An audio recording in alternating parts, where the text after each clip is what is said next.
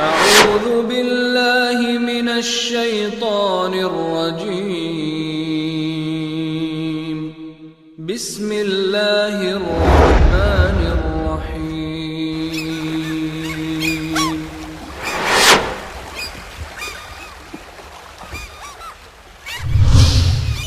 كنتم خير أمة أخرجت للناس تأمرون بالمعروف وتنهون عن المنكر وتؤمنون بالله.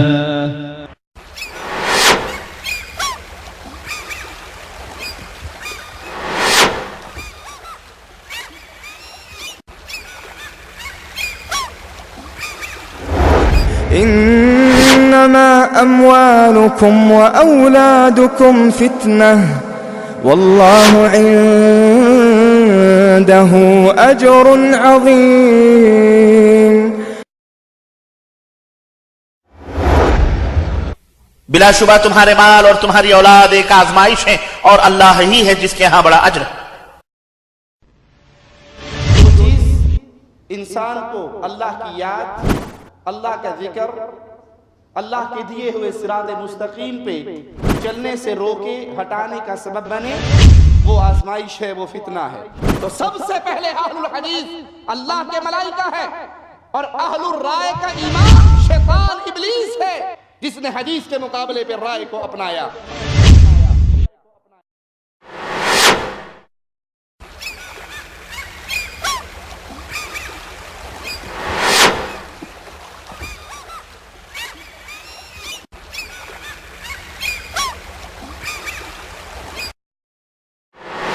السلام علیکم ورحمۃ اللہ وبرکاتہ۔ ان الحمد للہ نحمده ونصلی علی رسولہ الکریم۔ اعوذ باللہ من الشیطان الرجیم، بسم اللہ الرحمن الرحیم۔ انما اموالکم واولادکم فتنہ واللہ عندہ اجر عظیم۔ جس دور سے ہم گزر رہے ہیں یہ پرفتن دور ہے، اور مسلمان پہ واجب ہے کہ وہ ان فتنوں کو پہچانے جو امت کو اپنے گھیرے میں لے کے بربادی کی راہ پہ چلا رہے ہیں۔ فتنوں کو پہچاننا، ان کے اسباب کو جاننا، ان کے علاج پہ غور کرنا، یہ نجات کی راہ اپنانے والے کے لیے ضروری ہے۔ بہت سے لوگ وہ فتنوں کی معرفت ہی نہیں رکھتے۔ اس کی وجہ یا تو ایمان کی کمزوری، یا جہالت کا غلبہ، یا پھر ان کا عادی ہو جانا، ان کو معمولی سمجھ لینا۔ لفظ فتنہ کا معنی کیا ہے، اس پہ غور کرتے ہیں۔ آزمائش، اور فتان شیطان کو بھی کہا جاتا ہے۔ فتان ہر اس شخص کو کہا جاتا ہے جو خود بھی گمراہ ہو اور لوگوں کو بھی گمراہ کرے۔ آپ بھی شریعت اسلامیہ سے ہٹا ہوا ہو اور لوگوں کو بھی اسلام سے دور کرنے کا سبب بنے۔ اکثر طور پر اس لفظ کا استعمال آزمائش کے ذریعے کسی مکروہ بات کو ظاہر کرنے کے معنی میں استعمال ہوا، پھر عموماً اس کا استعمال گناہ، کفر، لڑائی، زائل کرنا، کسی چیز کو ہٹا دینے کے معنی میں استعمال ہونے لگا۔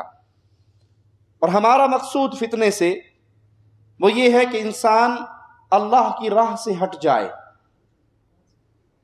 جس راہ پہ مالک نے اس کو چلایا ہے، جس راہ پہ چلنے کے لیے اللہ نے اس کو پیدا کیا ہے، ہدایت کی راہ، یہ اس راہ سے ہٹ جائے۔ لہذا ہر وہ چیز جو آپ کو اللہ تعالیٰ اس کے ذکر اور اس کے راستے سے ہٹا دے وہ فتنہ ہے۔ جو چیز انسان کو اللہ کی یاد، اللہ کا ذکر، اللہ کے دیے ہوئے صراط مستقیم پہ چلنے سے روکے، ہٹانے کا سبب بنے، وہ آزمائش ہے، وہ فتنہ ہے۔ فتنوں کی بہت سی اقسام ہیں۔ مال کا فتنہ، اولاد کا فتنہ۔ مال کا فتنہ جو ہی انسان کی جیب بھرتی ہے، مال کے فتنے میں انسان گرفتار ہوتا ہے۔ الا من رحم ربی، بہت سے نیک لوگ ہیں جن کو اللہ نے مال دیا تو اس مال کو وہ اللہ کی راہ میں خرچ کر کے اللہ کے اور قریب ہو گئے۔ عبد الرحمن ابن عوف رضی اللہ عنہ کے بارے میں آتا ہے کہ ایک دن جب ان کا قافلہ تجارت کا مدینے میں داخل ہوا تو مدینے کی زمین تھر تھراہٹ اس میں ہونے لگی۔ اہل ایمان کی ماں، مومنین کی ماں، سیدہ کائنات سیدہ عائشہ رضی اللہ تعالی عنہا، وہ پوچھتی ہیں یہ تھر تھراہٹ، یہ گونج کس بات کی ہے؟ کہا ابن عوف کا اتنا بڑا قافلہ آیا ہے، ان اونٹوں کے مدینے کے داخل ہونے کی وجہ سے یہ گونج ہے۔ کہا اس دن عبد الرحمن کا کیا حال ہوگا جس دن وہ چھلانگے مارتا ہوا، اٹکیلیاں کرتا ہوا، دوڑتا ہوا اللہ کی جنت میں داخل ہوگا۔ سننے والے نے یہ خبر سیدنا عبد الرحمن ابن عوف رضی اللہ عنہ وارضاہ کو پہنچائی تو وہ اپنی تجارت کے قافلے کو چھوڑ کے سیدہ کائنات کے پاس آتے ہیں اور کہتے ہیں مومنوں کی ماں، آپ نے یہ بات میرے آقا سے سنی ہے؟ صدیقہ کائنات کہتی ہیں ہاں عبد الرحمن، میں نے تیرے پیارے حبیب مصطفیٰ صلی اللہ علیہ وسلم سے سنا کہ اس دن عبد الرحمن کا کیا حال ہوگا جس دن وہ اٹکیلیاں کرتا ہوا، چھلانگے مارتا ہوا، او کما قال علیہ الصلاۃ والسلام، مسکراتا ہوا اللہ کی جنت میں داخل ہوگا۔ کہا ماں گواہ رہنا، اس نعمت کی خبر پانے کے شکر کے طور پہ میں نے یہ سارا مال تجارت اللہ کی راہ میں وقف کر دیا ہے۔ اللہ نے مال تو دیا، بہت سے خوش نصیب ایسے ہیں جنہوں نے اس مال کو آخرت کمانے کے لیے خرچ کیا، لیکن اکثریت ایسی ہے جو مال کے فتنے میں گرفتار ہو گئی۔ جب مال نہیں تھا، مسجد کے پڑوس میں رہائش تھی، اللہ کے گھر میں آیا کرتا تھا۔ جو ہی جیب بھری، سٹیٹس ہائی ہوا تو مسجد کا پڑوس چھوڑا اور ایسی کالونی میں شفٹ ہو گیا جہاں دور دور تک مسجد کا نام و نشان نہیں۔ کیوں؟ میرے جیسا اتنا امیر آدمی اس گئی گزری چھوٹی سی بستی میں، چھوٹی سی کالونی میں رہے، میری شان کے خلاف ہے۔ اب اپنی شان کے مطابق جہاں رہائش ہے وہاں اکثریت بے نمازوں کی ہوتی ہے، تو یہ مال کے فتنے میں گرفتار نہیں ہو گیا۔ اسی طرح اولاد کا فتنہ، مالک کا فرمان سنیے، انما اموالکم و اولادکم فتنہ، بے شک تمہارے مال اور تمہاری اولادیں یہ تمہارے لیے فتنہ ہیں، یہ تمہیں راہ ہدایت سے ہٹانے کا سبب بننے والی ہیں۔ جب انسان مال کو اللہ کے حکموں کے مطابق خرچ نہ کرے، حلال و حرام کی تمیز کو بھول جائے، کچھ لوگ ہوتے ہیں خوش نصیب جو مال سے اپنی خدمت کرواتے ہیں، اور کچھ بد نصیب ہوتے ہیں جو مال کی خدمت کرتے ہیں۔ ساری عمر سنبھال کے کس میں سے کم نہ ہو جائے، روکھی سوکھی کھائیں گے لیکن اکاؤنٹ کم نہیں ہونے دیں گے۔ میں ایسی بد نصیب فیملی کو جانتا ہوں، پھوپھی کی شادی نہیں ہوئی، بھتیجیوں کی شادی نہیں ہوئی، واللہ بتا رہا ہوں۔ کیوں؟ 4 مربع زمین ہے، ذہن میں شیطان نے یہ بات داخل کر دی اگر بہن کی شادی کرو گے اس کا حصہ دینا پڑے گا، آدھا مربع گیا۔ بھتیجیوں کی شادی کرو گے ان کو بھی پیسہ دینا پڑے گا، گیا۔ جس کو مال دے دیا وہ مال کے فتنے میں ایسے مبتلا ہوا کہ عورت ہے، امیر ہے، رشتے آ رہے ہیں، شیطان کا تجھ سے شادی کرنے نہیں آ رہے، ان کی نظر تیرے مال پہ ہے، اچھے سے اچھے رشتے، دیندار رشتے، اس کو ٹھکرا دیتی ہے کہ مجھے پتا یہ بڑے لالچی ہیں، یہ میری تنخواہ کی وجہ سے مجھ سے شادی کرنا چاہتے ہیں۔ اللہ نے تجھے مال دیا ہے، اس مال کے ذریعے تو اپنی خدمت کروا، اللہ کے دین کی خدمت کر، یا کہ تو ساری عمر اس مال کے اوپر سانپ بن کے بیٹھے رہو گے، اور جب مر جاؤ گے 4 مربع زمین کے مالک اس زمین کو سنبھالتے سنبھالتے مر گئے، 4 مربع پہ تمہاری قبر نہیں بنے گی، وہاں 6 فٹ ہی ملے گا، بعد میں بھی تو لوگوں نے کھانا ہے، کم از کم اپنا مال خود تو کھا لو۔ اسی طرح اولاد کے لیے اگر انسان اللہ کی حدود و قیود کو چھوڑ دیتا ہے اور اولاد کی ہر جائز اور ناجائز خواہش کو پورا کرتا ہے، اولاد کے حصول کے لیے اہل توحید ہے، اہل ایمان ہے، 5 سال 7 سال 8 سال 10 سال شادی کا گزر گئے، اولاد نصیب نہیں، اللہ نے نہیں دی، اللہ کے ہاتھ میں خزانے ہیں اولاد کے، اب وہ ناجائز طریقوں سے اس فتنے کے لیے کیسے مبتلا ہوتا ہے، کبھی اس درگاہ پہ جا رہا ہے، کبھی اس درگاہ پہ جا رہا ہے، اس بابے کا تعویذ لے کے پہن رہا ہے، اس حضرت کے پھونک مارے ہوئے پانی کو پی رہا ہے، جی بابا جی نے پھونکے مار دی ہیں، خلاص اب تو بیٹا ہو ہی جائے گا۔ اس طرح یہ مال اور یہ اولاد انسان کے لیے فتنہ بن جاتا ہے۔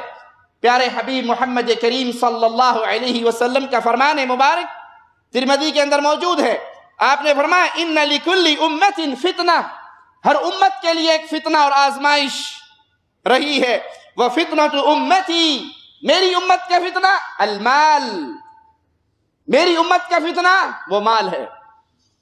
انسان مال کی وجہ سے دین چھوڑ دیتا ہے، ایمان چھوڑ دیتا ہے، دین سے دور ایمان سے دور مرتد ہو جاتا ہے بعض دفعہ اس دنیا کے چکر میں، اس مال کے چکر میں۔ یہود و نصارہ کو راضی کرتا ہے، کبھی ان کے چرچ میں جا کے کیک کاٹتا ہے، کبھی ان کو اپنی مسجدوں میں بلاتا ہے، کبھی ان کی تعریفیں کرتا ہے، کبھی ان کے ساتھ گلے ملتا ہے، ان کی عیدوں میں شامل ہوتا ہے جو بالاتفاق اہل ایمان کے نزدیک حرام ہے۔ کفار کی عیدوں میں شامل ہونا یہ چھوٹا مسئلہ نہیں ہے۔ کرسمس کا کیک کاٹنے والا مجرم مال کی چمک کی وجہ سے ایمان کی آنکھوں کو اندھا کر دے رہا ہے۔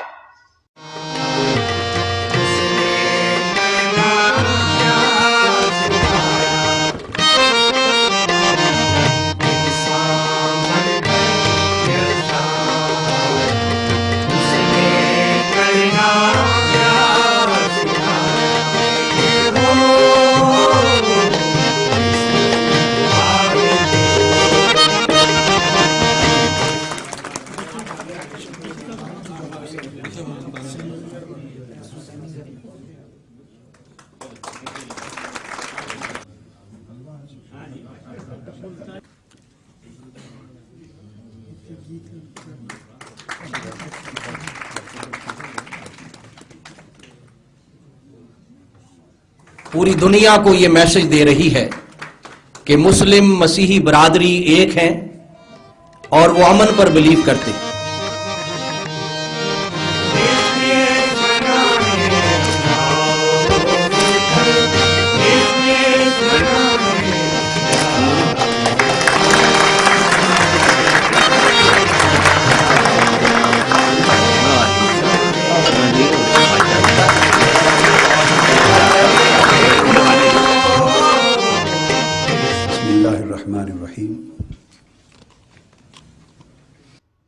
اور وہ کیک کاٹنے کا عمل پیغام دے رہا ہے کہ میں کفار کے اس عقیدے کو مان چکا ہوں کہ نعوذ باللہ تعالی اللہ عما یقولون، عیسیٰ اللہ کا بیٹا ہے۔ عیسائی کرسمس پہ کیک کس بات کا کاٹتے ہیں؟ عیسیٰ کی ولادت کا، علیہ الصلاۃ والسلام۔ عیسیٰ علیہ السلام سے محبت کرنا ہمارا ایمان ہے، ہمیں ہمارے قرآن نے سکھایا، ہمیں مدینہ کے تاجدار نے سکھایا، امام الانبیاء نے سکھایا، لیکن وہ عیسیٰ عبداللہ ہے، ابن اللہ نہیں۔ اور جو کرسمس کا کیک کاٹتا ہے، مال کے لیے اندھا ہوتا ہے، چرچوں میں جاتا ہے، ان کے سامنے انجیل پڑھتا ہے اور کہتا ہے یہ انجیل کرائے پہ نہیں لے کر آیا ہوں، میری ذاتی ہے، میں گھر میں بھی اس کی تلاوت کرتا رہتا ہوں، تو یہ مال کے فتنے میں مبتلا ہو کر ایمان بیچ رہا ہے۔ ڈاکٹر طاہر القادری صاحب پریکٹیکل پرسن ہے۔ ایک دفعہ ہم نے پیور مذہبی مسیحی programme cultural complex Gaddafi stadium میں منعقد کیا، ڈاکٹر صاحب کو دعوت دی، وہاں پیور مذہبی پروگرام تھا ہمارا، بہت بڑی گیدرنگ سی، 10,000 سے 15,000 تک لوگ۔ تو ڈاکٹر صاحب تشریف لائے، انہوں نے کہا کہ میں کم ہی प्रोग्राम्स में अपनी वाइफ और बच्चों को लेकर जाता हूं, और आज मैं पूरी फैमिली के साथ आया हूं। और उन्होंने ये भी कहा कि आज मैं बाइबल मुकद्दस पढ़ना